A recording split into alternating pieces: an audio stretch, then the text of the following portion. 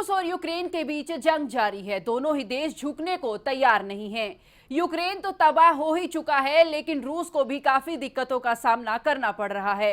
लेकिन इसी बीच अब ये अटकलें लगाई जा रही हैं कि रूस यूक्रेन जंग जल्द ही खत्म हो सकती है।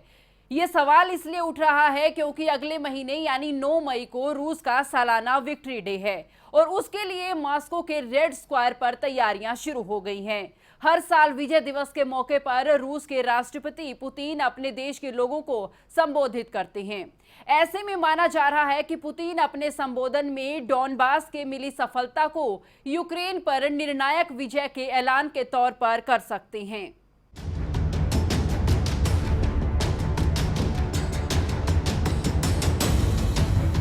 ये जंग खत्म होने की अटकलें इसलिए लगाई जा रही हैं कि गुरुवार को खुद पुतिन ने अपने रक्षा मंत्री को कुछ निर्देश दिए, जिससे ऐसा लगता है कि वे युद्ध खत्म होने का मन बना रहे हैं।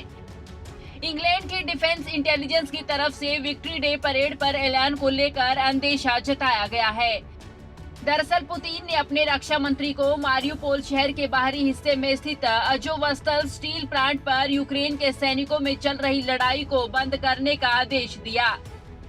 साथ ही रक्षा मंत्री सर्गेई शोइगु को निर्देश दिया कि अजोवस्टल प्लांट में छिपे यूक्रेन के सैनिकों को सरेंडर के साथ साथ जीवन दान की भी गारंटी दी जाए। वहीं द्वितीय विश्व युद्ध में नाजी जर्मन सेना पर मिला निर्णायक जीत रूस हर साल 9 मई को विक्ट्री डे के तौर पर मनाता आया है। इस साल में पिछले सालों की तरह रूस की राजधानी मॉस्को की पहचान रेड स्क्वायर पर एक भव्य मिलिट्री परेड का आयोजन किया जाता है। इस दौरान सेना के हथियार और सैन्य साजो सामान की परेड में आयोजित की जाती है। पुतिन रेड स्क्वायर पर सशस्त्र सलामी लेने के साथ साथ विक्ट्री पार्क में वीरगति को प्राप्त हुए सैनिकों की श्रद्धांजलि भी अर्पित करते हैं। ऐसे में यूक्रेन से पिछले 50 से 55 दिनों से चल रही जंग में ये विजय दिवस बेहद अहम माना जा रहा है। पुतिन इसलिए भी अजोवस्टल प्लांट पर लड़ाई बंद कराना चाह रहे हैं ताकि वहां मोर्चा संभाल रूसी सैनिकों को नुकसान न हो, क्योंकि अजोवस्टल प्लांट एक कैंटाकॉम की तरह है जिसमें कई ऐसी खुफिया टनल और ठिकाने हैं जिसके चलते अगर रूसी सैनिकों ने वहां दाखिल होने की कोशिश की तो वो छिपे अजोव सैनिक जबरदस्त पलटवार कर सकते हैं। ऐसे में पुतिन ने यह भी आदेश दिया कि अगर अजोव सैनिक सरेंडर नहीं करते हैं तो उन्हें किसी भी तरह बाहर ना निकलने दिया जा सके और उनकी सप्लाई लाइन को काटा जा सके।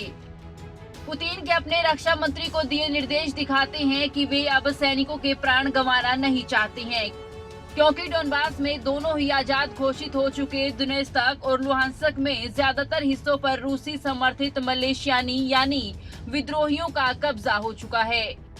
गुरुवार को इंग्लैंड की डिफेंस इंटेलिजेंस ने कहा कि रूस की सेना अब अपना सारा ध्यान डॉनबास इलाके में लगाने जा रही है ताकि विक्ट्री डे परेड के दौरान पुतिन कोई बड़ी घोषणा कर सके।